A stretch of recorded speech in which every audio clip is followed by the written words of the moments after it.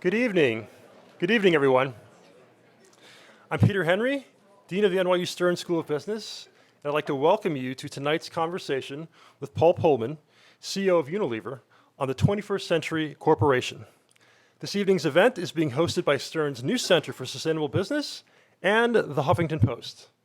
I'd also like to thank Nespresso for providing not only the highest quality, but 100% sustainably sourced coffee. Please enjoy. Before I welcome Paul and our panelists to the stage, I'd like to say a few words about Tensie Whelan and our new center. In January, we've officially welcomed Tensie, the former president of the Rainforest Alliance, to the Stern community to teach and to create a new Center for Sustainable Business at Stern. In February, under Tensie's leadership, we launched the center with $1 million in funding from the City Foundation to put into practice the vision of a better world through better business. Chairing the advisory board of the center is John Williams, CEO of Domtar. He's in the front row. Thank you, John, for being with us tonight and for your commitment to the center.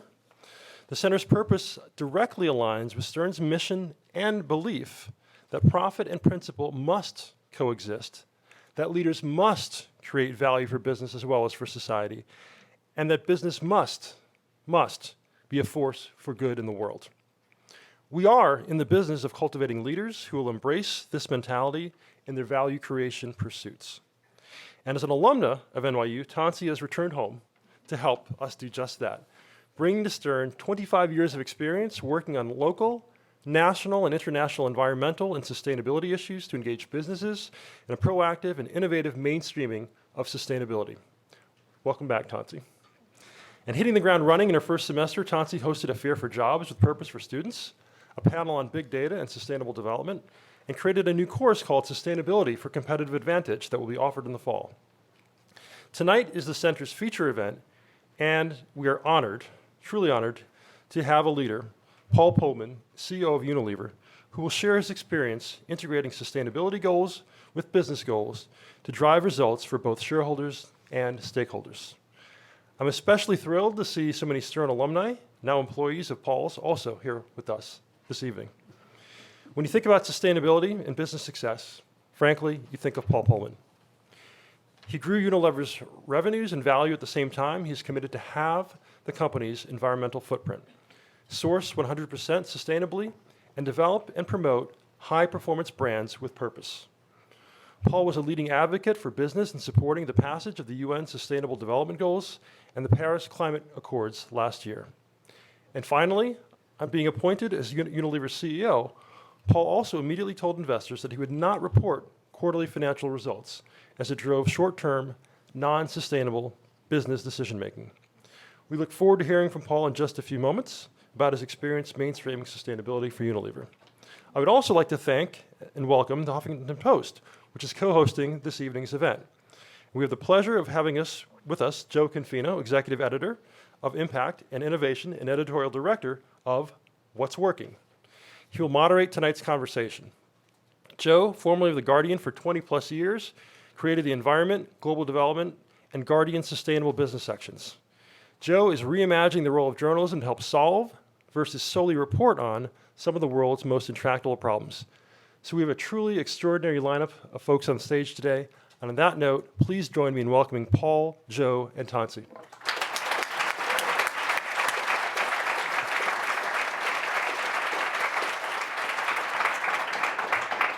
Thank you very much. The point of this evening is to have a dynamic conversation. So it's not just going to be questions from me, but also I very much want this to be the audience engaging. So I think we've got some roving mics, so we're going to be asking questions. If you violently disagree or violently agree with something someone is saying and want to add to that, put your hand on. We're not going to have a question and answer session at the end. We're going to try and weave it throughout the evening. I'm delighted to have these two here because I mean you're dealing here with a creme de la creme of thinking around sustainability, people who have been doing this day in, day out for a number of years, who really understand the dynamics of change and the extraordinary complexity of change. And one of the things I want to sort of deal with this evening is the fact that we're talking about 21st century companies, and we're talking about a number of challenges we're dealing with, whether it's climate change or resource scarcity. We're talking about sort of loss of ecosystems, loss of species. You know, we've got water scarcity. We've got so many sort of big issues we need to face. And yet, often businesses trying to either ignore it or bringing 20th century thinking to what now needs to happen. And that's not good enough. So for a 21st century company, we need 21st century thinking. I want to get to the grasp of what that actually looks like. But before we do that, I just want to hands up who here are business students, current business students of. Okay, thank you. So, and I just want to ask you a question, because one of the things I keep on being told is that the problem with business schools is they're not being progressive. They're not sort of getting students prepared for this new world. And actually, sometimes there's a lot of old thinking going. So one of the questions I want to ask you is, in terms of old Milton Friedman-esque thinking of shareholder primacy, how many here, can you just put your hand up if you think that that's what you're still being taught here, that shareholders are really, are primary and actually at the expense of other stakeholders? So put your hands up if you think that the teaching here is very, very modern, or actually, do you think that shareholders are still at the forefront? Hands up if you think shareholders are still being given too much prominence in your training here. Not much. Well, that's a good sign. That's the end of the panel. That's it. So Paul, let's just pick up on that. No one's putting their hand up. Do you think that fundamentally things are shifting, that people are being taught, that the thing is actually embedded in now? Or where do you think we are on that process of change? Well, I think more people would probably put their hands up if the question is slightly differently, that how many companies are still being run for shareholders. But you put the question a little bit on the education here, which I think under Peter and others' leadership is probably one of the better, finer ones in terms of giving an all-round perspective on things. The situation on shareholders and shareholder primacy, I think, is unfortunately still very much there. It is very clear that the pressures on the short term for many companies outweigh them making decisions for the long term.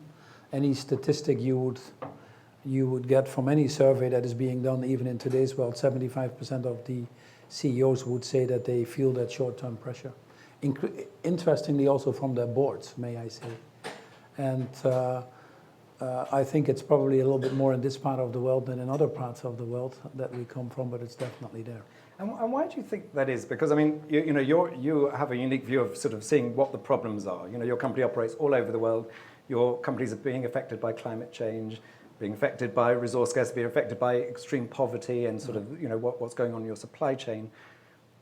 Given that none of these are secrets anymore, we know what the challenges are. Why is there still such a poor response? So the answer is never simple, in my opinion, and it needs to be really worked at 4 different levels. You cannot just blame the financial market for driving this short-termism. I think there is a lot to be done in many different parts. I talked briefly about the board.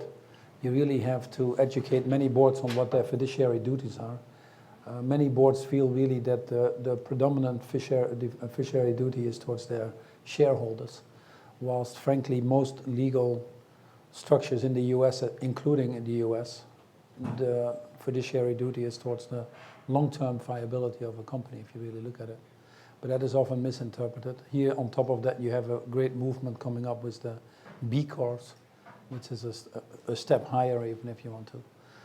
Incentive systems are often misaligned. Many people, even like us, we have our own pension plans in companies that make up the institutional market that we're talking about. If you look at all the investments in the world, 75% are institutional investors, which are basically pension funds like ours. And it's surprising how many CEOs talk about the pressure on short-termism, but then you ask them how they invest their own pension plans, and it's often on quarterly performance metrics that forces these fund managers to react this way. So you need to change incentive systems around that. And often their own incentive systems are aligned more towards the short term than the long term. So to solve this, we've created this movement, which we call Focusing Capital on the Long Term. It has about $34 trillion of capital now there. One of the biggest ones is Larry Fink. Larry Fink from BlackRock has about $4 trillion under management, one of the biggest fund, and increasingly we're trying to rally these people around and say, what can we all do to change these behaviors? And for that, you have to change the parameters. Now, the good thing is you can now target fairly well the right people. You know, you have 62 individuals in this world who have the same wealth now as the bottom 3.5 billion. So talking to these 62 high net worth individuals and say, how do you spend your money, is actually a very good thing. We target the 1,000 biggest companies that have their pension plans and say, how are you really investing? Very few companies have signed up to the principles of responsible investment for their own pension plans, for example. Then we work with the financial industry, Larry taking the lead and trying to galvanize them to change their incentive system in the financial industry. And then obviously you have to work with governments to put regulatory frameworks in place that drive that longer term behavior. We now see governments like the UK or the European Union actually have legislation that really softens the requirements on quarterly reporting. We actually have one of the financial standard boards in the UK moving in a direction that if you want to quarterly report, you actually have to explain why you're quarterly reporting. And so I think the movement is in the right direction, but the help is not coming from Wall Street, if that's what you're asking. Yeah, so what needs to change on Wall Street? So you know, why is Wall Street still going that way when we need to start going that way? And what are the incentives that need to change? You know, how do you start to change that system? Because what we've seen is that it is possible for business to change, but that's often been under consumer pressure, right, and it's very transparent. The whole point about the finance industry is it's opaque, no one understands it, right, everyone leaves them alone. How do we start to change that industry? Well, interestingly, I think at the end of the day, the drivers of change will be the economic forces more than morality, if you want to. We'd all love to sit here and think that morality will make people change, but I think the desire to chase returns, or some people would call it personal greed in some circumstances, is unfortunately still too dominant. But the economic forces, I think, are increasingly pointing the financial market into a little bit of a longer term behavior. Just give you a few examples. In the US, the average lifetime of a publicly traded company now is 17 years, and it's actually getting shorter because companies prioritizing, managing their quarters, taking the wrong decisions, actually by doing so starving their own reason for being, and you see that happening. And the financial market is getting worried about that. The financial market is increasingly asking for more clarity on risk factors in business models. And they see that these risk factors can cost them an enormous amounts of money. If you twinkle with your car engine, or you sell horse meat instead of beef, or you do your LIBOR rate so you don't spend enough money on the maintenance on your wells, or et cetera, then, or you have collapsing factories in your value chain, you see now 30-40% of the market value wiped off of companies very quickly. Where you see this happening most quickly and transparently is on the whole issue of climate change, a very sensitive topic in this company, but the financial market is rapidly catching on that most of the carbon or fossil fuel that has been discovered cannot be used. In fact, 2/3 of what has been discovered cannot be used if you want to stay below the 2 degrees, and they see increasingly the risks in companies that are heavily exposed to fossil fuel. So they demand that data, and they demand a little bit more of a longer term strategy around that. And it's again the financials that drive that more than the worry about climate change, in my opinion. But you've had in the US 57 companies in the last 2 years and that are in the coal industry have gone bankrupt. One of the big ones recently. And the financial industry really wants to see where the stranded assets are or not. So the drivers, I think, of this are going to be some of the sustainability boundaries that we're undoubtedly going to talk about that are increasingly transparent to people. Okay, thank you. Tensie, what would you add to that a bit? I mean, you've been, now you've come out of the NGO world and you've been sort of going back to this meta-narrative of what's going on in the world. I mean, what is your experience of what Paul is saying? Well, I would agree with Paul. I think there's some very interesting trends happening in the finance sector. So we've had traditionally socially responsible investing and now impact investing, but it's been at the fringe. And what we're seeing now is more focus on environmental, social, and governance data. And we're seeing more and more studies that are demonstrating that if you have outstanding performance on environmental, social, and governance data, you also tend to have outstanding financial performance.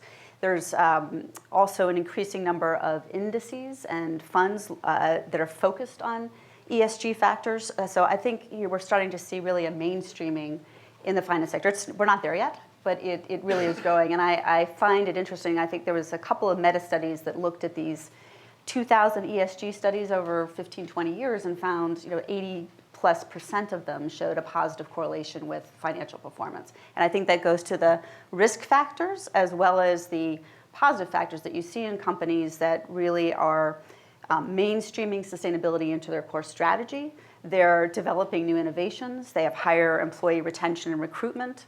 They have reduced risk. They also have a stickier, kind of more loyal supplier base and a better engagement with NGOs. So there's a real, you can start to break down and see the business case at a firm level for why companies that are performing well on ESG are actually outperforming the market. But Paul, just wondering, I mean, you know, there's so much evidence. I mean, you just reeled off a whole list. Evidence of why it's important to do this. Apart from the big issues, we got, you know, it's more engagement with young people. Young people millennials want to have make a difference in the world and have a purpose and meaning to their lives, et cetera, et cetera. If there's such a weight of evidence and better financial performance, what is holding us back? Is it just history? You know, is it just the weight of history that just holds us back and the weight of past thinking, and at some point it will just be swept away? Well, I think over time it will be, but we're up against time. So what we're asking here is not really, we should not question the direction we're going, which is actually fairly clear. We should really challenge the speed with which we're going, and the speed is relatively slow. I think you have now 98% of the people that say there are issues on climate change. And we have a great agreement with all the countries of this world coming out of Paris in December. But the speed with which we're moving is relatively slow. And the longer we wait or the slower we move, the more costly it will be. And unfortunately, it's a question of human development. The slower we are, the more people suffer, and it's not us. So it's a little bit where you put the standards. Now, the question from the financial market is one between short-term and long-term. If you are a short-term investor, which we should not criticize by itself, but if you're really focused on the short-term and want to move your money around and maximize your returns, then you're going to put pressure on companies for the shorter term. You say, why would you invest for some of these things in the longer term? Why would you invest in IT systems or training of people or capital decisions or even investments you need to make your business models more future-proof if you want to, if we can get a shorter-term higher return? So this pressure on changing performances on companies for most companies is still, for that reason, focused on the short term. Ultimately, I think it will go in the right direction. As I said, it's just how can we speed up that move is probably the most important thing. And what do you think the next big change is going to be? So, I mean, where do you think we're going to see the next sort of real transformation coming from?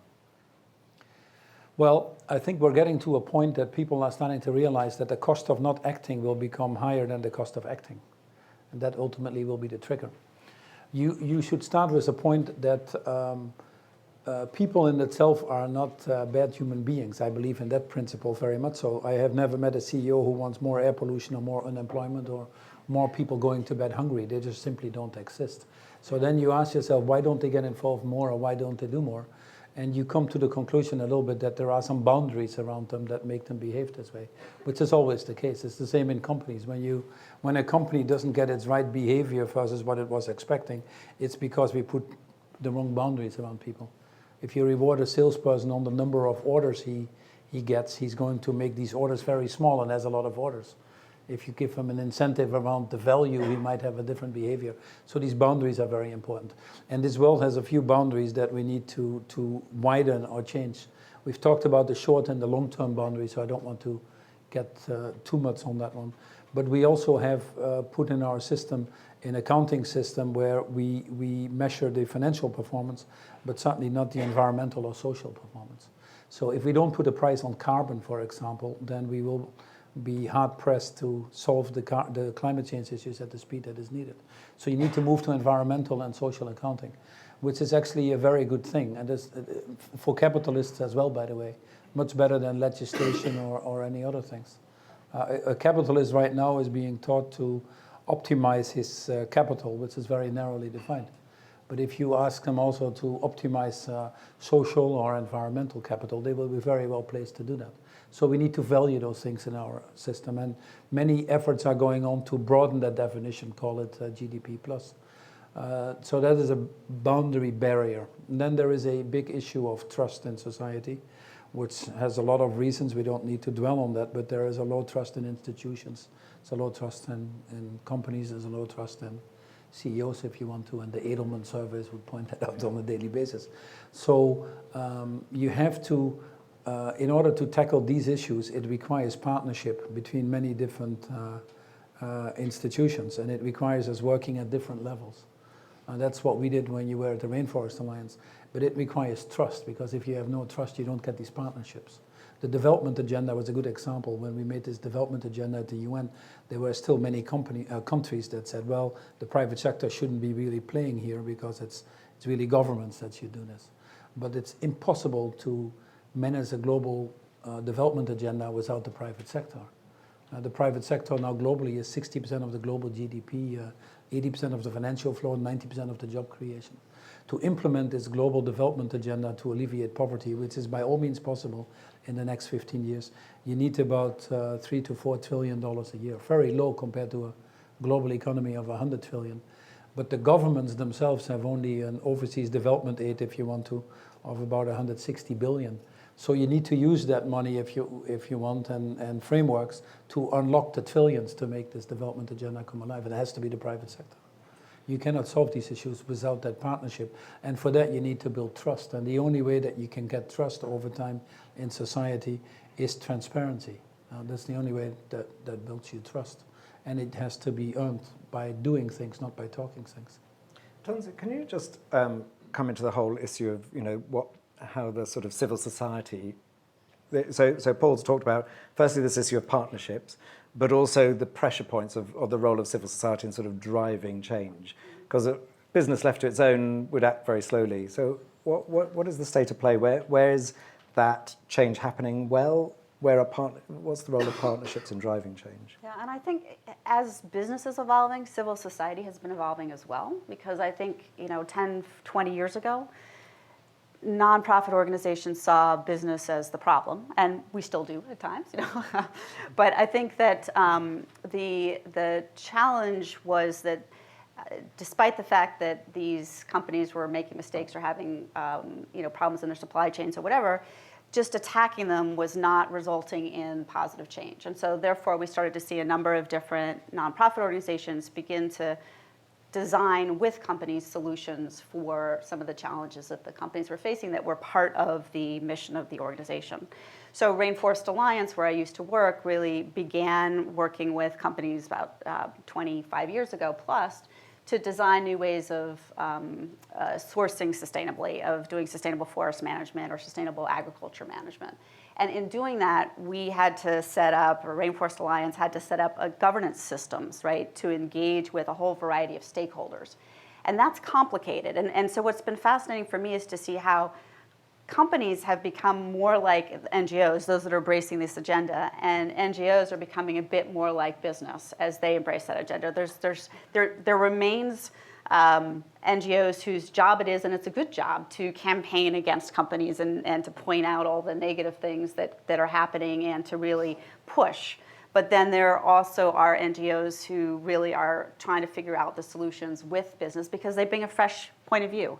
Business comes at it with one perspective, and civil society can bring another, saying, well, did you think about what would happen with women if you did this? Or did you think about what would happen with water if you did this? And I think that iterative process of learning is fascinating. I went to a Unilever Sustainable Advisory Board meeting in India some years ago, and Unilever was bringing together all their suppliers to talk to them about the challenges in India, the population and water and inequities and all of the problems that were important to Unilever and their supply chain. But they gave a presentation that I would have given as as an NGO, right? Just sort of explaining what the Paul is like an NGO. Right, he's talking like an NGO leader. Exactly. I've always said we're an NGO, so that fits well then. There you go. So it's fascinating to see this happen. But I think the thing that civil society can bring to bear on the challenge, one of the areas is that civil society works with soft power. It doesn't have the ability to force anybody to do anything. Because of that, you learn how to find win-win solutions, right? And working with business around what those win-win solutions are for problems of inequity, problems of sustainability, right?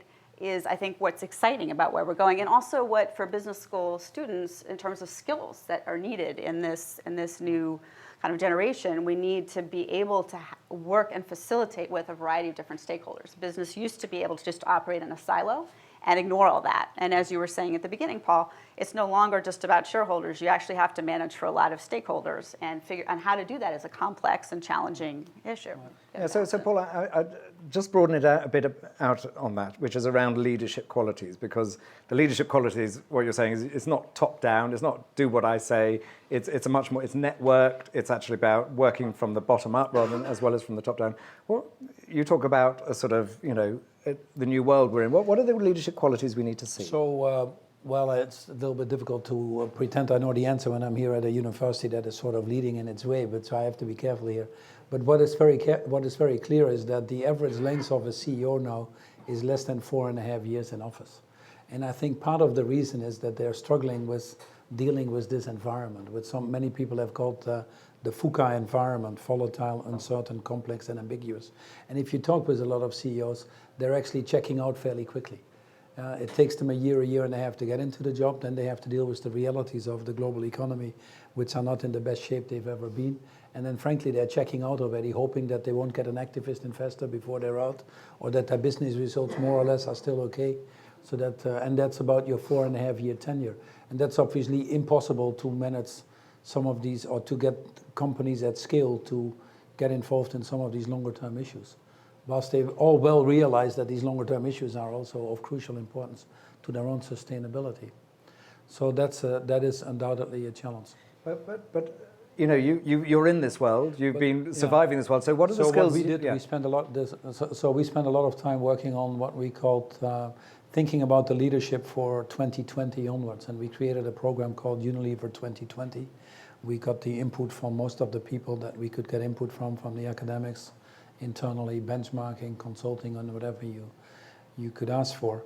And we, first of all, spent a lot of time envisioning a little bit the world in 2020. It was going to be quite different.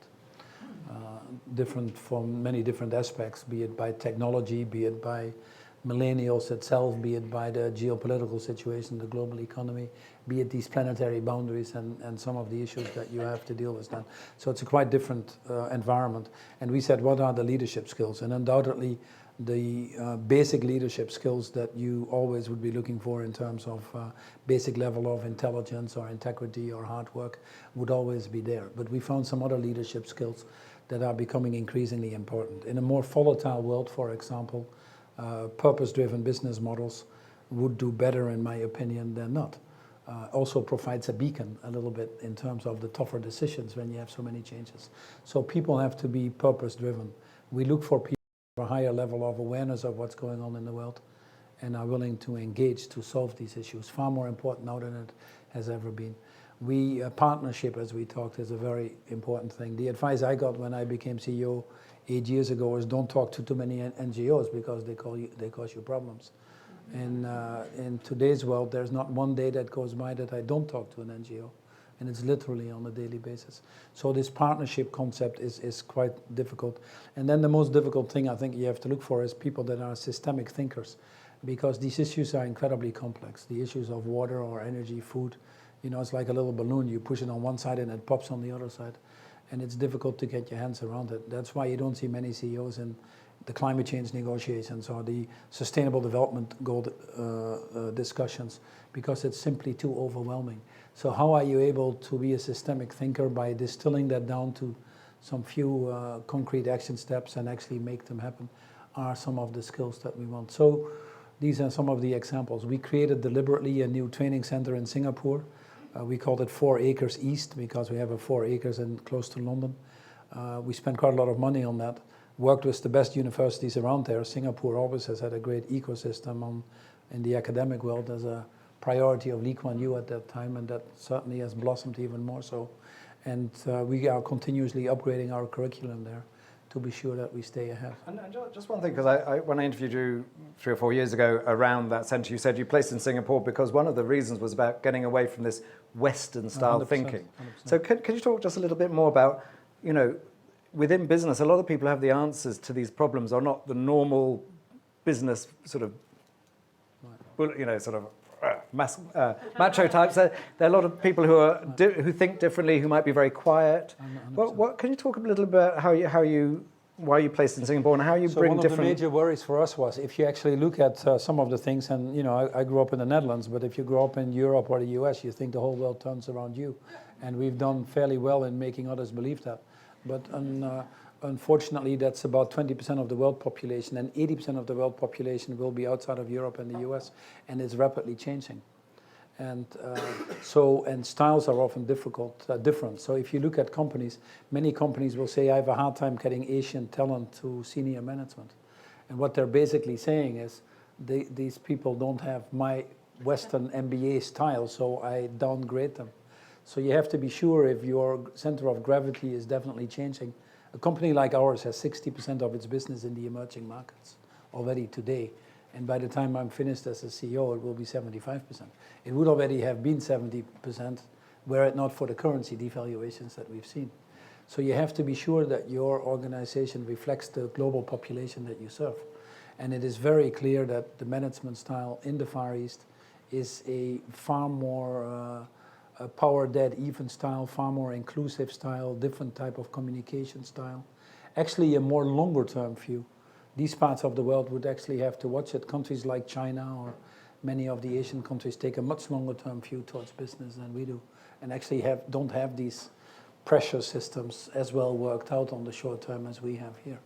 So that's why we decided to bring the training center there. And it's interesting because we've done it now for about 5 years, and we've actually seen quite a significant change already in our ability to get more senior management from that part of the world. So. I just want to bring back one of Paul's points around systemic change, because it's coming much more now into the mainstream dialogue that this idea that of silos, that we need to think very differently, and we need to think with much greater complexity. Which, as Paul says, the danger is that people get scared off by it, because you realise this old spiritual notion that everything's connected, and as soon as you do one thing here, it will affect here, which can actually make it harder to act. And Paul's saying, well, one way through that is just to choose a few things you can do. But can you tell us a bit about what is the thinking that's changing, and how do you stay effective with complexity? Yeah. Oh, just give me an easy question. Yeah. Thanks so much. Good luck. Yeah. So I think complexity and change also, the rapid rate of change is really challenging. So I think, one of the things that I've seen in looking at companies, when they embed sustainability in the core business strategy, they're embedding a way to manage change and complexity systemically, because sustainability requires you to look at the environmental, social, and economic all at once, and to design what you're doing around those different factors, right? So just to give you an example, Nike embeds innovation, or embeds sustainability in their innovation strategy. In doing that, they were looking at creating a new sneaker. How do they reduce the waste that comes from the sneaker? So they found a new technology called fly-tint technology that uses one piece of yarn, which is recycled. And with that, they created a $1 billion business that reduces waste, but it also creates an incredibly high-performance shoe. If they hadn't been thinking their design criteria that included sustainability and innovation, they wouldn't have come up with that solution. So it really, when you take a step back, it's about design, right? It's about how do we think about things in a systems way and a design way. Another interesting example actually comes from Domtar, where they were looking at, they had 2 different factories with different types of effluent in the factories that they had to pay to dispose of, that was challenging and expensive to dispose of. When they started to think about these things systemically, they saw that they could actually take the 2 byproducts, put them together, and create a fertilizer, which neutralized some of the challenges of the toxicity of it, and also saved them money, basically. So there was, again, a systems thinking. Before, these were 2 completely separate factories, had nothing to do with each other, but by looking at how do we deal with this problem across our entire company, they thought about that particular issue completely differently. So it's putting in place that design thinking, right? And the sets of questions that you need to go through as you analyze your decisions. Okay, I'm going to open it up in a moment, but Paul, I just wanted to pick up with you on that, Paul, which is around sort of innovation, driving real change, driving new products, new services. How much of a sort of change has that been for Unilever? Tremendous. I think it has been an accelerator for growth. I think the real movement that you see that is happening now is because people see this enormous business opportunity. If there wouldn't be a business opportunity, I think you would not see business jumping on this so quickly, including the financial market, by the way. But increasingly, the investments in green energy already far outstrip now the investments in fossil fuel. It's also creating more jobs, by the way. The moment that Tesla comes out with their Model 3 and sells 325,000 cars in 2 minutes, everybody says, Houston, there's an opportunity, not a problem. So we increasingly have to talk this, especially in the US, by the way, where the language is slightly different from Europe. We have to talk the hard language of this is an enormous opportunity. Just think about the global development agenda on the macro level, not to worry about Unilever, but I'll come back to what it has done for us. But on the global level, as I said, in the next 15 years, to irreversibly eradicate poverty, which to me seems to be a reasonable objective that we should go for, and we do that obviously in a more sustainable and equitable way, we would all benefit from that. Let me just give you a simple example why we would benefit from that. We have a hard time getting the global economy to grow right now. We spend enough money, more than we've ever had with quantitative easing.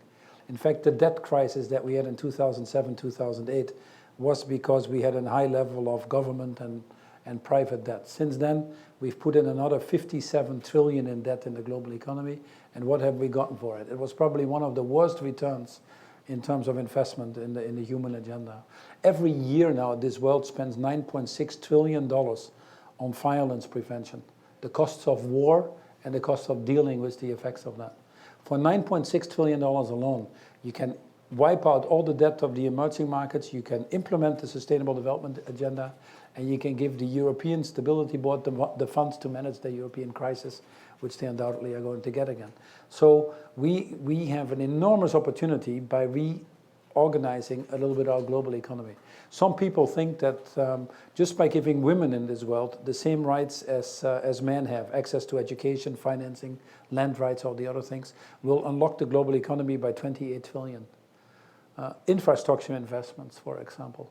So this is not an economy where people say we have overcapacity. This is an economy where we have underinvestment as long as there's poverty.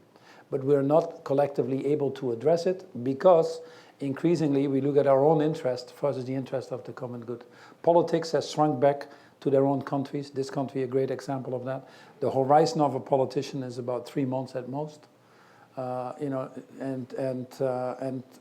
Obviously then these major issues will not be addressed. So the more we talk these opportunities, I think the more we galvanize businesses into change. And the interesting thing is you don't need everybody to see this. You just need enough of them to create a tipping point. And change theory would suggest that you need to get about 20% of the people to create a tipping point. You want to get out of deforestation, which is a big issue in the world, you need about 20% of the right companies to move it forward. You want to move the financial market to the longer term, you focus on the 20%. So increasingly, we spend a lot of our attention on driving these transformative changes, whatever they are, by getting these right groups of people together. And that was probably one of the reasons you saw this success in Paris. Now in Unilever, what have we seen? Not to spend too much time on our company, because that's the least of my concerns. But we have... CEO of Unilever, it's the least, because he's got a broad view. Well, it is the least of my concerns. But we have, at a time when only 30% of the millennials want to work for corporates because they don't see this anymore as something they can associate themselves with. We get 1.8 million applicants a year, and we are the number 3 most looked up company in LinkedIn. In most countries we operate, we are the preferred employer. So that gives me already reassurance that someone takes care of my pension, because you get the right people in. It's very important. We have seen, we have taken cost out of the system of 600-700 million by designing all of our factories for zero waste, by moving to green energy and redesigning our products to get the waste out, obviously, which we've done tremendously, water, electricity, whatever. So we have, on the product front, one of the main drivers that will limit growth, especially in the emerging markets, is actually already today the planetary boundaries. There's water shortage in Brazil last summer. You won't have much electricity when that is provided by hydro. You're in the ice cream business. We happen to have Ben and Jerry's or the Magnums or the Breyers. So if you are in the ice cream business, there's no electricity. It's not so good to be in the ice cream business. Or if there is no water, which was the case there as well, a water shortage, then people don't take the showers. Instead of taking a shower every day or every other day, and not getting into the habits of the Brazilians right now, but you see a significant cutback of that. You see also a cutback in your products. The main limitation to our growth already now is the planetary boundaries.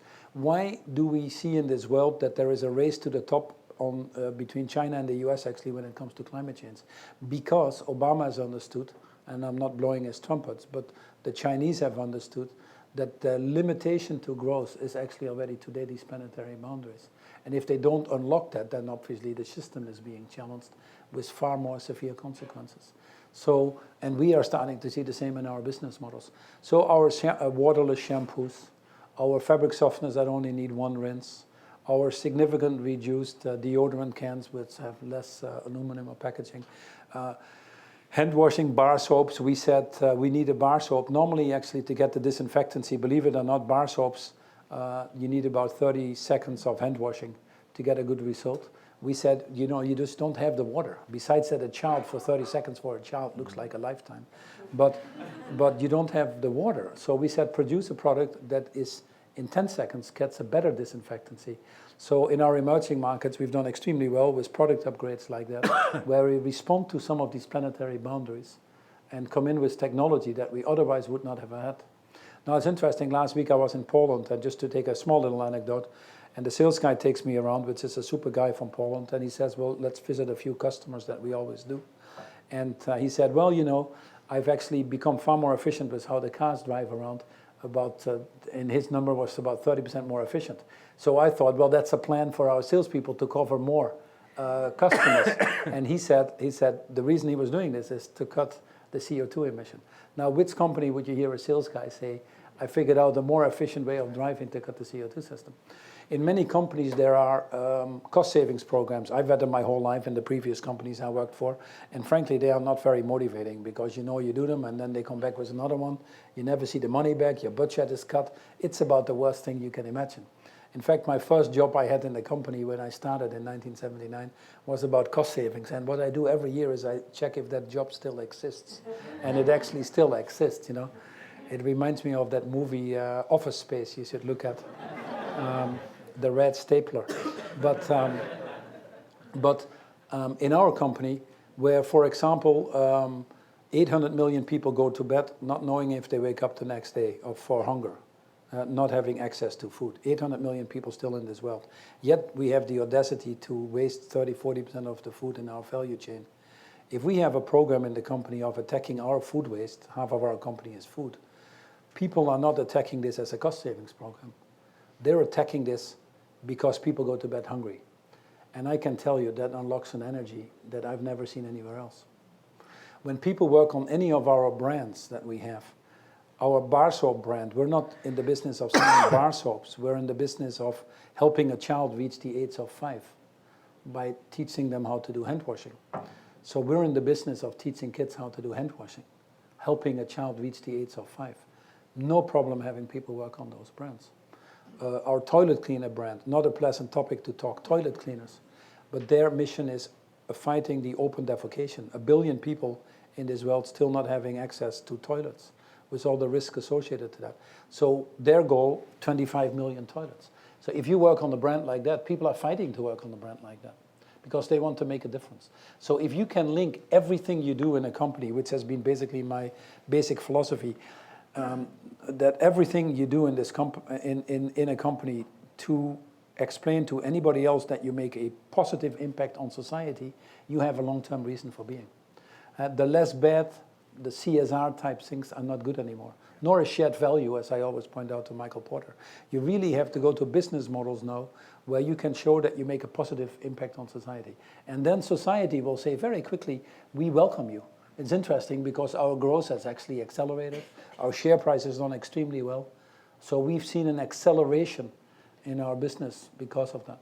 More people want to work with you. You create these partnerships that unlock other things. Because you take the flip side of the development agenda, you take the Sustainable Development Goals, which basically talk about the shortfalls in the world that need to be still worked on. So the flip side of that is the enormous opportunities if you find the solution. If you are the one that feeds the 800 million people that go to bed hungry, or still the 4 million children that don't make it every year past the age of 5, etc., these are enormous opportunities, these 1 billion toilets that aren't there. So if you bring that into your business model, it is undoubtedly an unlocker of growth beyond what you can imagine. Great, thank you. So let's open it up to questions. So gentlemen here, if you can stand up, say your name, where you're from, or what you do, and a quick question, no statements, please, and then a lady down the front. Sure. So my name is Will Fries. I work for Morgan Stanley in their technology division. I have a question about incentive structures around sustainable business. So I think everyone in this room can agree generally that the sustainable business initiatives that you talk about are it's a clear win from a long-term economic standpoint, from business standpoint. There are very clear cases for it, but I suspect that in a large organization, it's very difficult to get a consensus on the viability of these initiatives. So your question?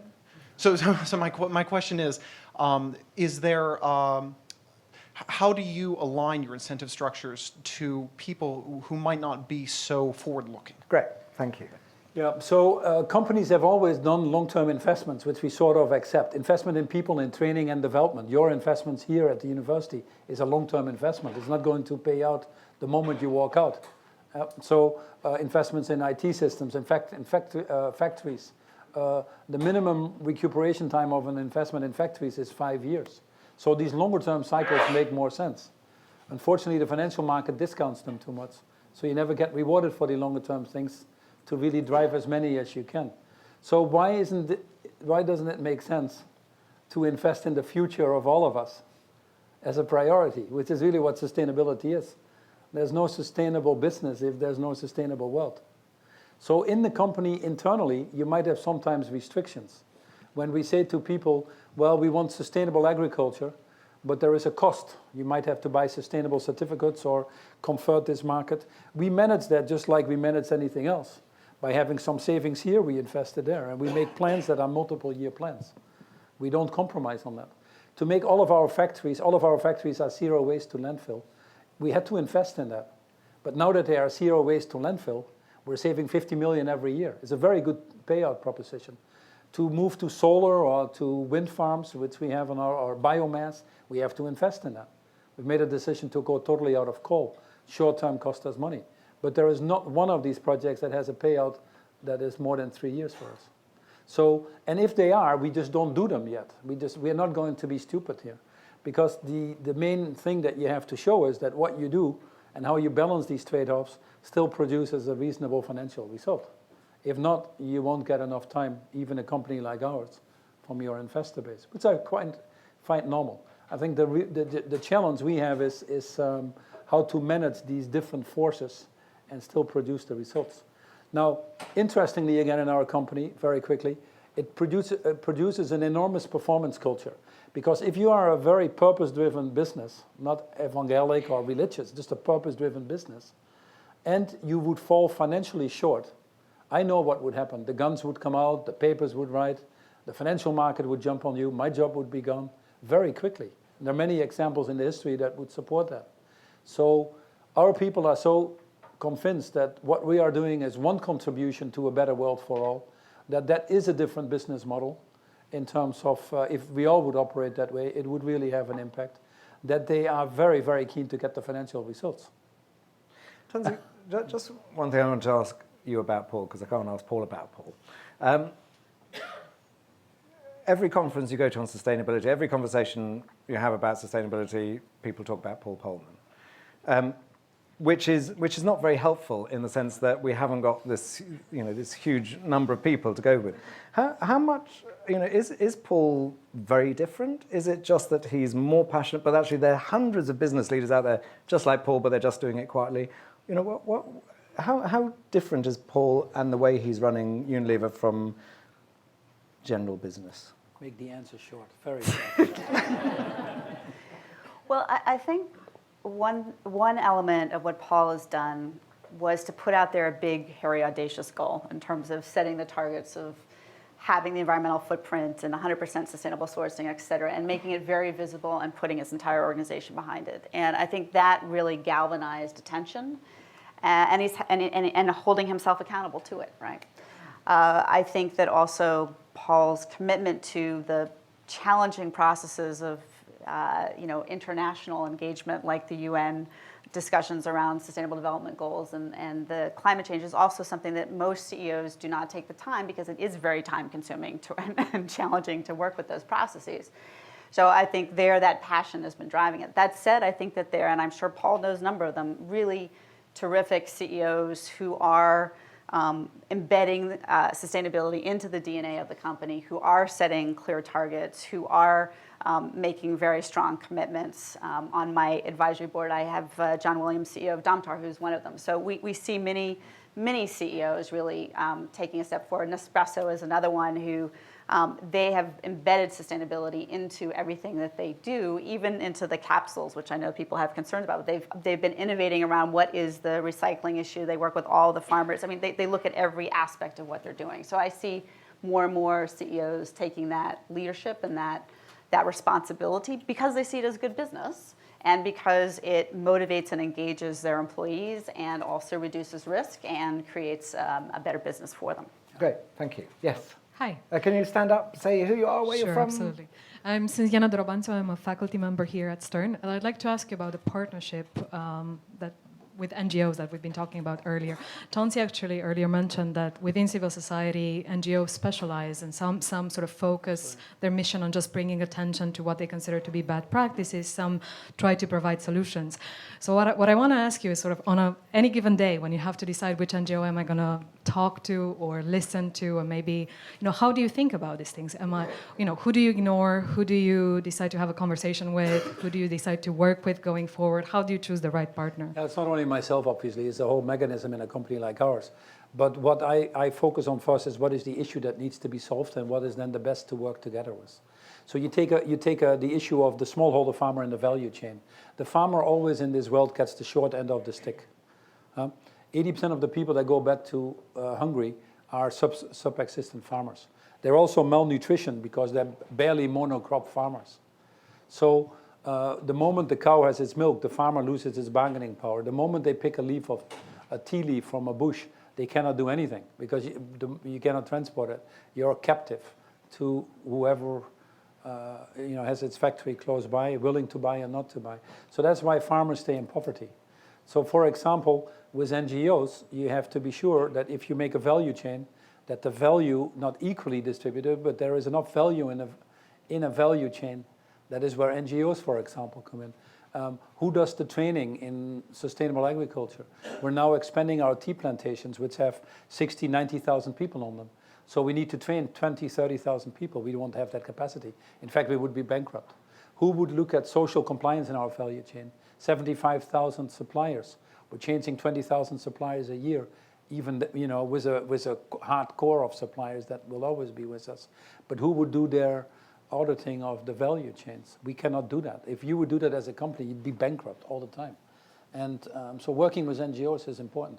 I was asked at one point in time to chair the food security task force for the G20, which I still do occasionally, but the G20 doesn't seem to be very interested in food security, to my surprise. So we still keep working on this. But one of the things they said was, well, you represent the business, so create a group of business leaders to give us what we need to do to solve the food security issues in this world. I said, I won't do that. Absolutely not. I said, I will only do that if we take the OECD, the FAO, the World Food Programme, Oxfam at that time, and we got into issues of land rights, we got into issues of biofuel, that otherwise a lot of the CEOs would conveniently have avoided. And we came with a robust plan that still holds till today. That basically says we're wasting 800 million 800 billion of food every year.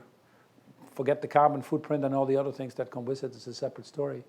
And to feed the people that go to bed hungry costs you about 80 billion.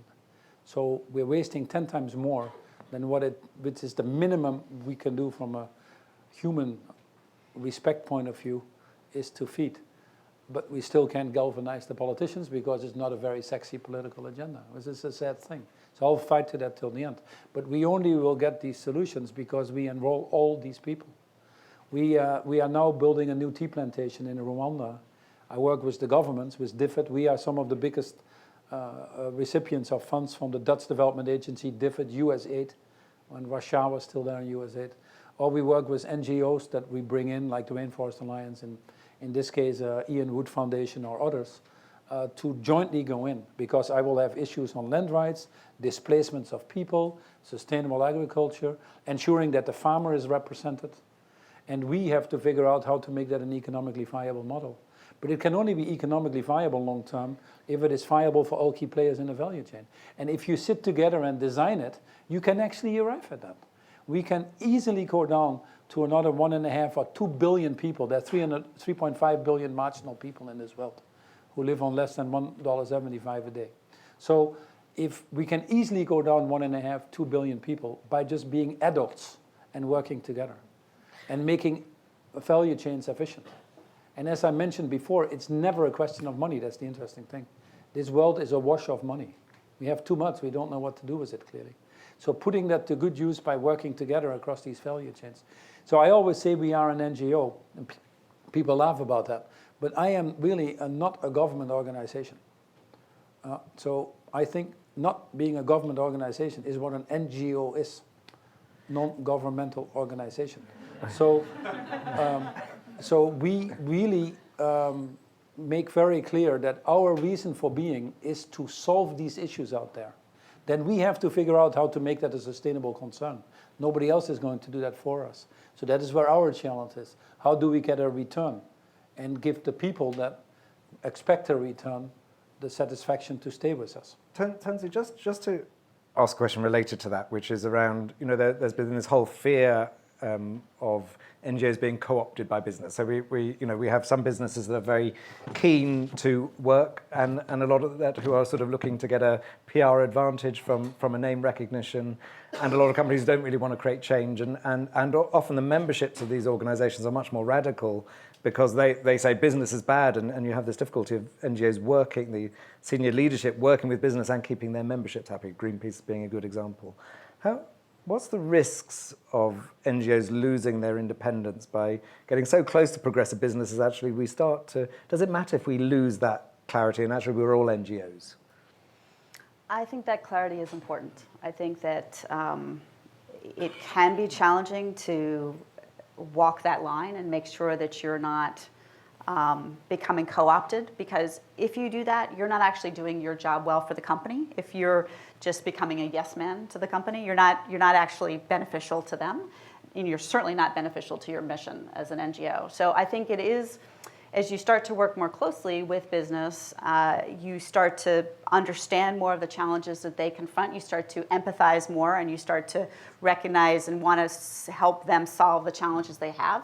But you always have to maintain some distance from that so that you can still be an honest broker in how you create that work together to solve the challenges. And I think that some NGOs lose sight of that.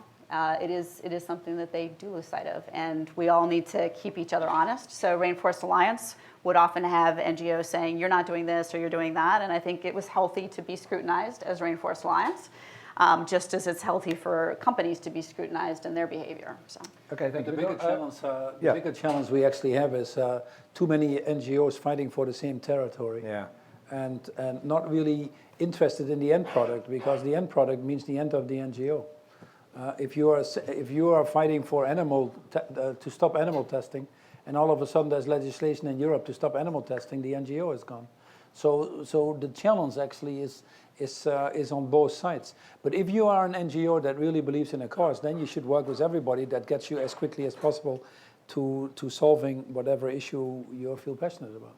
Okay, great. We got 4 questions at the moment. Gentleman there, lady over there, gentleman here, and then we'll go from lady there. So again, keep your questions brief if you can. Andrew Vendigny, 1987, I believe, Stern School graduate, downtown Manhattan. Not as nice of a building as this building. Okay, real quick, climate change. Okay, when I read articles. Some articles say it's a big issue. You gotta act quickly. Some articles say, yeah, you got time. And I'm sure, my understanding, you've spent a lot of time with it. Can you just define it specifically? Explain it and define it specifically. What are the issues, and how? Great. How serious is it? And how quickly do we need to blah, act? blah, blah, blah. Great, So, thank you. second part of the question, if I may. Let's do one question each, Okay. because there are a lot of people want to ask. Yes, Paul. Yeah, climate change already right now, if you look at the normal weather patterns, that we've had historically, and you look at the fluctuations now in extreme weather patterns, the world is already incurring costs of about 3.7 trillion. So the good thing is about the internet is that you can cost now everything. Nearly on a daily basis, there is occurrence of climate change. And the good thing, by the way, is it's also happening in this country, so it sensitizes people. That's not a good thing in itself, but it's actually a good thing that rich people also start feeling the effects. If you now live in California, you really talk climate change. If you were here and you had to deal with Hurricane Sandy, you really talk climate change. Not surprising that the millennials in this country, 80% of them really are interested in solving the issue of climate change. So 98% of the scientists will tell you that we have about 1 trillion tons that the atmosphere can capture to stay below the 2 degrees Celsius. Anything above the 2 degrees Celsius, by the way, on global warming, would have catastrophic consequences. Catastrophic consequences in terms of where people can live, where crops can grow, water levels that would rise, most of the coastal cities would flood. And I could go on. And it's obviously, again, the poor people that suffer. Anything above 2 degrees, the World Bank already thinks that 100 million people will be pushed further back into poverty if you go above the 1 degree. And we just passed the 1 degree, by the way. At 1.5 degrees, people are now discovering the coral reefs are gone. One of the biggest issues now, for example, in Australia is bleaching of the coral reefs. Much more sensitive because the oceans also absorb the heat before the atmosphere does. Now, 1 billion people happen to make their living off the oceans. Because of the warming of the oceans, the disappearance of the coral reefs, you're actually questioning the livelihoods of 1 billion people, our own fish supply. So the story goes on and on and on. And that is fairly well documented why we need to reverse that. Not surprisingly then, we get for the first time in history 193 countries at the UN, 193 countries to come to Paris in the COP21 as it's called. So basically all the countries, and say we are going to reverse this trend. They all submitted what was called their INDCs, intended nationally determined commitments, and lo and behold, we were on a 4-degree trajectory. With the agreements in Paris, we are now at 2.7 degrees. But the good thing is they've all agreed to come back every 5 years. They've agreed to put financing against that for the poorer countries. They've agreed to make a transparent and accountable system. And it's actually 4 times better what we've just agreed than the Kyoto Protocol, and it involves all countries. So we're on the right path. The only problem is they haven't said by when. And by when is not the end of the century. Right now, politicians come and go, finance ministers have not been involved. Some say it's your problem, you should solve it. So it's easy to sign, but not necessarily to act as fast as you want. So the next wave, now that we have a base, and now that everybody has agreed that was what's submitted in Paris, there's no backtracking. That's the minimum. From there, we need to go up. We can start to ratchet it up and hopefully stay below the 2 degrees. But that requires peaking by 2030 at the latest. And it requires really thinking about 1.5 degrees instead of 2 degrees. And that's then a question of time on how do you get there. And the biggest challenge, obviously, is there are 3 areas where climate change really affects us the most, if I may keep it very simple and very short. It's cities, land use, and energy. So our energy system needs to be totally converted from combustion engines to green energy. It's a big transformation. Cities need to completely be redesigned because they absorb about 80% of your energy directly or indirectly. And land use, I've talked about, you need to move to climate-smart agriculture. We are currently 50% of the deforestation in this world is driven by the demand for food. And we're cutting forests every year the size of Belgium, 12 million acres. It's unsustainable. It was Hubert Reeves, who actually lives across the border, a Canadian philosopher, said, man is the most insane species. He worships an invisible God and destroys a visible nature, not realizing that the visible nature he destroys is the invisible God he worships. And that's basically what we are doing.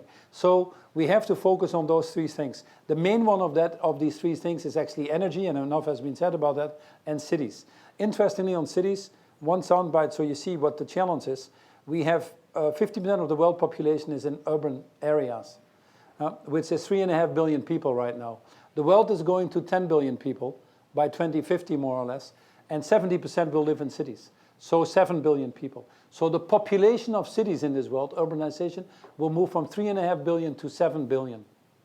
So we need to build as many cities in this world as we've currently built. Houston, what does that mean? That means that every 6 weeks we're building about a New York to accommodate this. And how we are going to build these cities is going to decide how we are going to live, or if we're going to live, according to some people, in the future or not. And there's an enormous opportunity that we have. In the next 15 years alone, we will be spending $90 trillion on building infrastructure in cities. And how we are going to spend that in terms of density of population, public transport, building codes, etc., is really going to be a deciding factor. So we have a huge opportunity. It's an opportunity, it's not a threat. A huge opportunity to spend that right. I live in London, and many of the roads in London are still from the Roman times. So once you are locked down, you're stuck. And if we design the wrong thing right now, we pay the price for that for generations to come. And the issue to then solve it will be disproportionately higher. There are some people that think technology will always take care of any issue because human beings are so smart. But if technology takes care of any issue, you explain to me why 800 million people still go to bed hungry today. Paul, yes, Tensie. Just one example of this in New York City, and tying it back to that systems and design thinking. So 90% of New York is covered with concrete, right? So if you have extreme weather events coming from climate change, like we had with Sandy, the city is not able to absorb it. So then you have sewage runoff, you have all kinds of challenges. So what do you need to do then? You need to design the city with green infrastructure rather than gray infrastructure, which would be more pipes, which cost a lot of money, which don't necessarily work when you have these kinds of challenges, right? So thinking about existing cities and how we design them to deal with climate change, but also to be more sustainable, because if you have more green infrastructure here, concrete itself is a significant energy user, and also it reflects heat, right? So you have all kinds of things that happen when you start to think about greening your cities that have a positive impact. So again, going back to systems and design thinking, you can begin to address some of these, and it's a business opportunity. So New York City is under a consent order, a $2 billion consent order to deal with this. They've got to bring in the private sector and new financing mechanisms to make it happen. It's a business opportunity. Yeah. The insurance company has come back because it's the most, when we talk about the financial industry, where you need to focus on is the insurance industry, I've discovered, so we're focusing on those. Because the insurance industry bears the brunt of these costs right now. And the insurance industry has done a lot of studies. And they've come to the conclusion that anything above 2% is uninsurable. Now, you tell me how we can live in this world without insurance. So Paul, just given that, so just very briefly coming back to domestic politics, I mean, we had Mike Bloomberg the other week saying that the Republican Party can no longer be called the party of business, because actually if every senior sort of Republican candidate in the election and now Donald Trump are to varying degrees sort of climate deniers, what do you think about that? Yeah, I don't think that what his opinion is right now, he seems to change it now that he has the election of the Republican Party. A lot of his opinions are changing quite rapidly, I notice. So it will be interesting to see where this opinion is going. He all of a sudden likes Mexicans and many other things. So we need to follow the man closely to see what he says. But he clearly hasn't fully educated himself on the topic yet, and that's fine. Not everybody can be knowledgeable about everything. But the reality is that more and more people, even in the Republican Party, are starting to realize that there is an issue that needs to be addressed. Now, the issue is climate change is there. Many people will actually agree. Then the discussion is it man-made or not? Then the discussion is, can we do something about it or not? And there's obviously, in the US, in anything, when you transform an economy like this, there are winners and losers. And what you now see is that there are more people convinced that something needs to happen, especially the millennials. By the way, the millennials in 2016 will already be equal numbers in voting than the baby boomers. and they overwhelmingly will vote for action against climate change. And then by 2020, they will have a majority above anybody else. So the polls, and if the baby boomers can be incited to vote, will actually be a trend that I think will change a lot of the things in this country. But having said that, we have to continue to make the case when we go to Washington, the language, the economic language, of why this is an enormous opportunity for the economy. And we have to find ways that we flush out the lobbying. There is a lot still going on with companies say one thing and trade associations saying the other thing. Or incumbents that have really a stake in a fossil economy that resist that change. And that in this country is enormously powerful, and unfortunately that's still how politics functions here. Less so in Europe, so we don't have that pressure as much. But the more we can make that transparent and flush that out, then I think the faster we can move. Great, thank you. Yes. No, sorry. Sorry, we've got a question over here. Yes. Hi. Hi there. Kate Ferranti. I work for a small sustainable food business in New York City, and I'm a second-year MBA here. Thank you for being here and for your leadership, and especially your comments on there being enough wealth in the world, which I think is something we don't acknowledge enough. To that end, something that I think gets lost in the sustainability and CSR conversation is the role of fair living wages for everyone throughout a supply chain and a company, as well as the role of executive compensation. Could you share your views on that? Yeah, absolutely. So not to blow my own trumpets, because I think I get paid way too much. I've made that public in the newspapers, and then I get attacked by others for saying that. But I've never changed my salary since I came. I've never asked for a salary. In fact, one of the rare individuals that have never asked for a salary in my life, because I trust that others will do the right thing.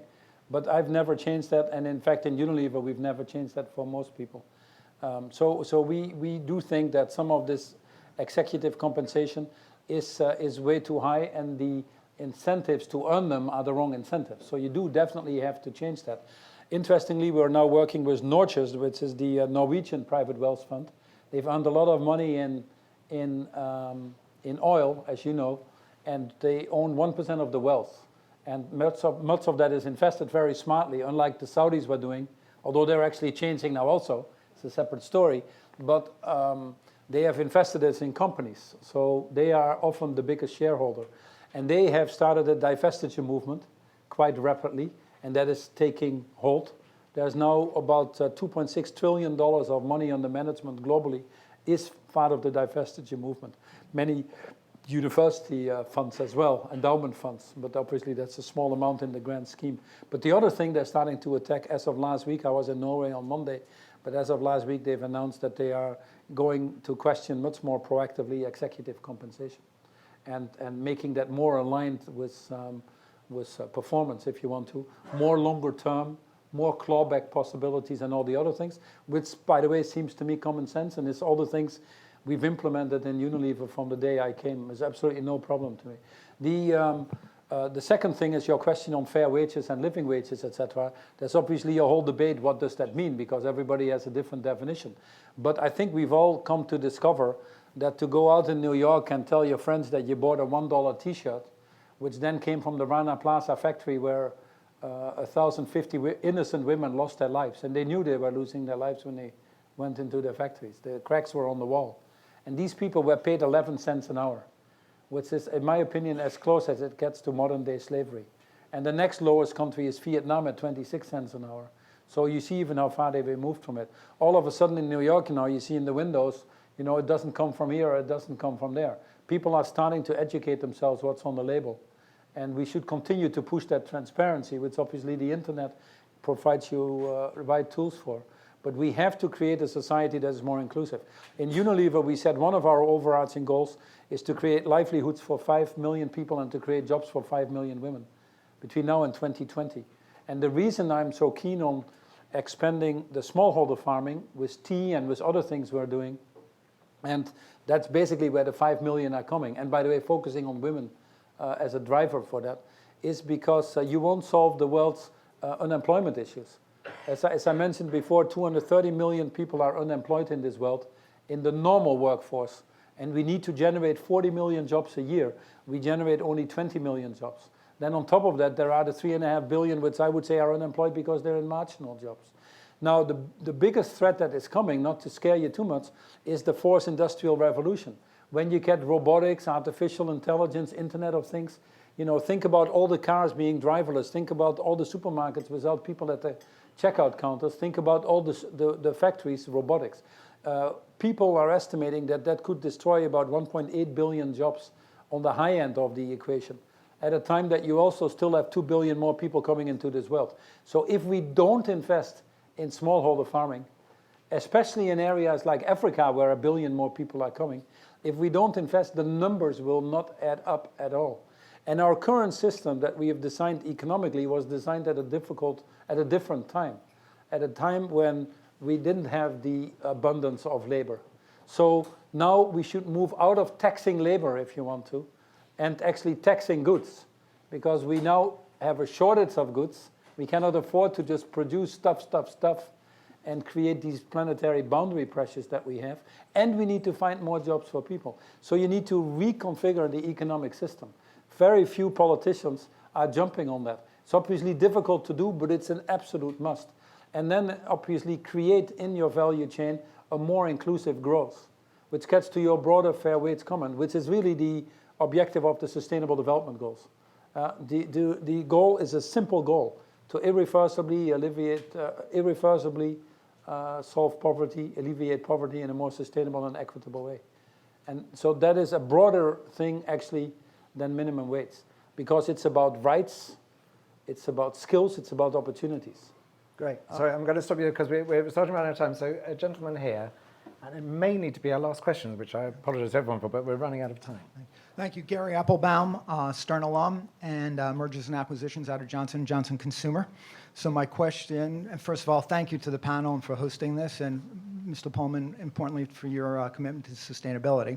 My question is, given the fact that emerging markets are not laden with infrastructure, by virtue of not even having infrastructure, what do you see as the opportunities and challenges for emerging markets to accelerate the speed to sustainability different than some of the developed markets? Oh, they can leapfrog. There's absolutely no doubt about it. And increasingly, these developing markets are starting to see that. These main cities that need to be built, most of them are in the developing markets. Just like China went to the mobile phone, you can again leapfrog in green energy. And some of that is already happening. The investments in green energy now in China is investing more than half of the solar in their country and wind turbines. And they're actually starting to gain, over time, in my opinion, a competitive advantage of that. And you see these centers of excellence already popping up. So it is very much an opportunity that is enormous. But the reality is that in these emerging markets, often the skill sets aren't there, so we need to build capabilities. Often the funds aren't there, so we need to provide blended financing or financing mechanisms that work. And frankly, in many of these markets, in order to really unlock economies in that direction, you need to have functioning states, which is goal number 16 of the Sustainable Development Goals. How can you get rid of corruption? How do you drive transparency, rule of law? Because that's the big unlocker of those economies. In Africa, for a good example, overseas development aid in Africa is about $80 billion a year. But that same amount, actually $90 billion a year, disappears every year, disappears again out of Africa into banks and of individuals. So if we don't stop that and we don't make these functioning states, including their ability to collect tax and all the other things, because multinationals like yours and mine have, and I'm not saying yours and mine, you have a very good company you work for, and Jorge Mesquita actually is a good friend of mine, so say hello when you see him. But many companies have become very skillful to not pay any tax in these poorer countries. And that's just never a possibility for these countries to come out of it. So we also as companies have to be much more courageous to say fair tax, transparency, ownership, and all these things. And it's actually in the interest of companies like J&J's or ours, because we often are the ones that end up paying and competing with the ones that don't pay. So creating these level playing fields is very important to me. But a huge opportunity now that emerging markets are starting to discover, to leapfrog. And that's actually why you see them being so aggressive. Since Paris, many things have happened on the positive trend, including China upping again the antes and many actually emerging markets now. Paul, just to finish off, I mean, we've got a lot of people who are sort of, starting their careers. What's your advice to these people? So given everything you've laid out, which is both the challenges and the opportunities. If they want to sort of make a difference in their lives going forward, what is the route they should take? So what's your advice to them? And also, Tensie, but also for those who are the sort of, who may have been students a long time ago, but are actually embedded in businesses, what difference can people Tell really me the make? Japan idea, write it down and send it to me. Paul.Polman@unilever.com. Thanks.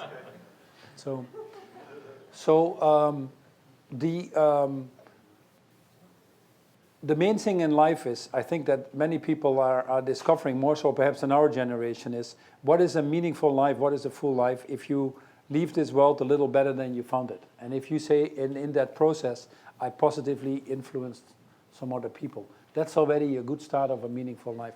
What is true leadership? True leadership at the end of the day is putting the interest of others ahead of your own. Knowing very well that by doing so, your own interest actually will be served. It's a very selfish thing. I work a lot with the blind and deafblind in Africa for different reasons.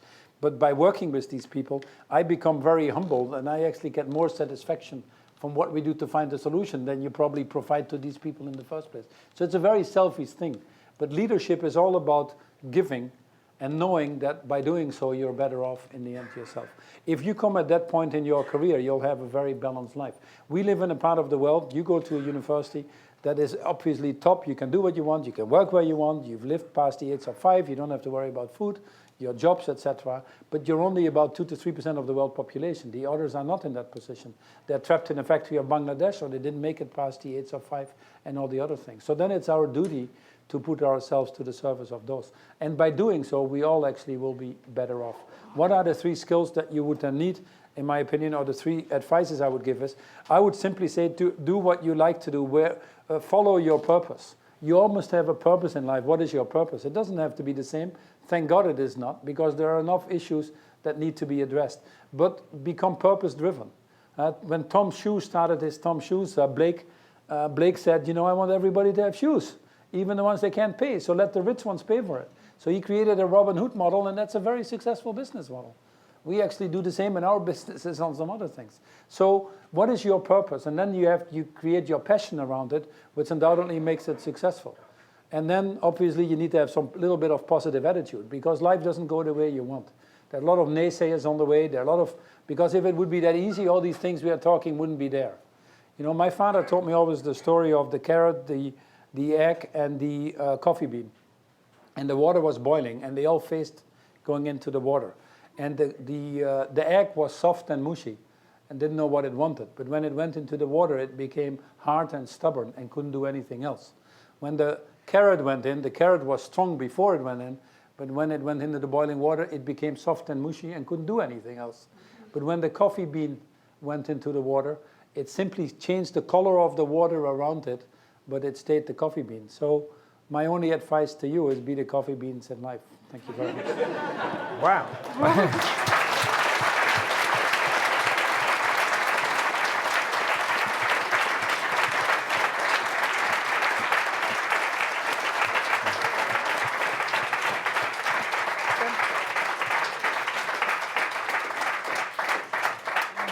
Tensie, what would your advice be? I can't go I after know. I agree. It'd be unfair because let's just leave it like that. Let's just leave it on that. Stop there. So I just wanted to really, really thank Paul. Paul is an extraordinary man. He won't admit it himself, of course, but I've been following this sustainability in business for more than a decade now, and he has sort of driven this agenda and actually proved what everyone needs to see, is that it's possible to create a global business which has this sort of social justice and profitability at its heart, that it's able.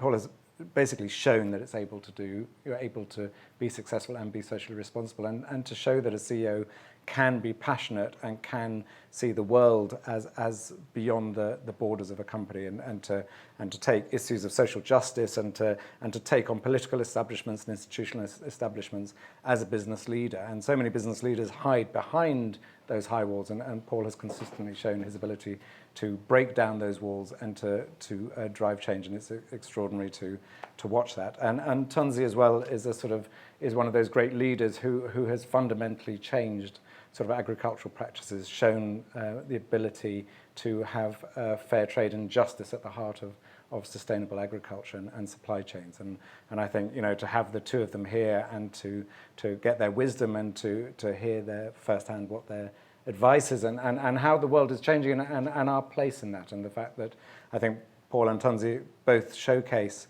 that no individual is powerless to create change, and that it's not about, it's very easy to see the world as a place full of challenges that we're going to go to hell in a handbasket, and what they both show is that actually this is a world of opportunity, but that it's for every one of us to grasp those opportunities, and every one of us is powerful to drive change. So I'm going to have to forgive me because I know many of you will want to speak to Paul, but I'm going to drag him off for a live Facebook Live sort of thing for the Huffington Post. So we're going to literally exit and dive out. So forgive us for the fact that Paul won't be around, but if we can just really thank him and Tensie and thank you.